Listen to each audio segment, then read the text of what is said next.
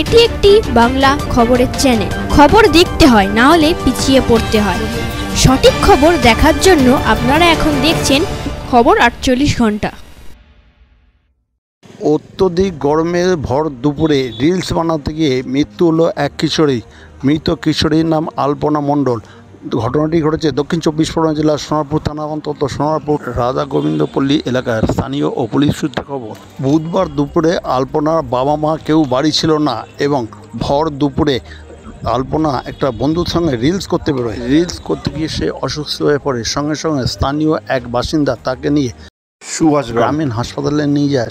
সেখানে চিকিৎসা হওয়ার পর তার মৃত্যু হয়। স্থানীয় সূত্রে আরও খবর, আলপনারা 2-3 মাস হয়েছে এই রাধা গোবিন্দ পল্লীতে ভাড়া এসেছে। এই মর্মান্তিক দুর্ঘটনায় মৃত্যুর জন্য এলাকায় শোকের ছায়া নেমে এসেছে। পুলিশ আলপনার দেহটি ময়না তদন্তের জন্য পাঠায় বৃহস্পতিবার।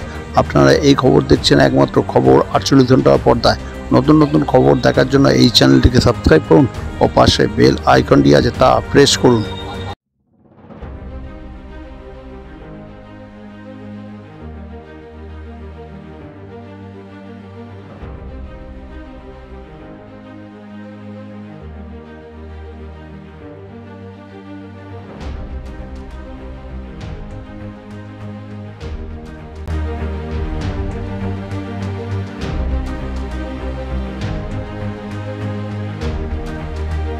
এই সম্বন্ধে স্থানীয় বাসিন্দাদের প্রতিক্রিয়া শুনুন একমাত্র খবর 48 ঘন্টার পর্দায়।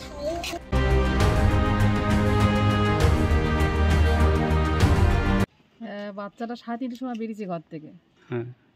3:30 সময় বেরিয়েছে, আবার টিকটক করে বাইরে।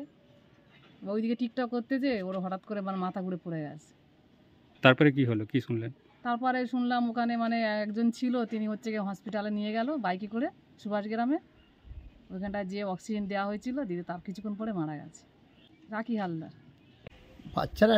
বাচ্চারা যেমন খেলাধুলো করে, ওরা অন্য বাচ্চাদের সঙ্গে ওরা খেলতে ওই রিলস টিলস বানায়, ওরা বাচ্চাদের আনন্দ পায়। ওই রিলস বানাতে হঠাৎ অসুস্থ হয়ে পড়ে যায় মাটিতে। পড়ে যাওয়ার পর ওখানে যারা পথচারী ছিল তাদের মধ্যে থেকে একজনকে বাইকে নিয়ে সুভাষলে ভর্তি করে এবং ভর্তি করার পরেই ও মারা যায়। কি নাম বাচ্চাটির? আলপনা মণ্ডল। এখানে কি এখানে ভাড়াটি হিসেবে থাকে। বাড়ি কলকাতার কোথাও একটা কি বেলেঘাটা না বেলঘরিয়া ওরকম কোনো জায়গায়। এই 2 মাস হলো বোধহয় ভাড়া হিসাবে এসছে ওই শঙ্কর ঘরামি বলে ওনার বাড়িতেই। আমার নাম সুখেন্দু জোদ্দার।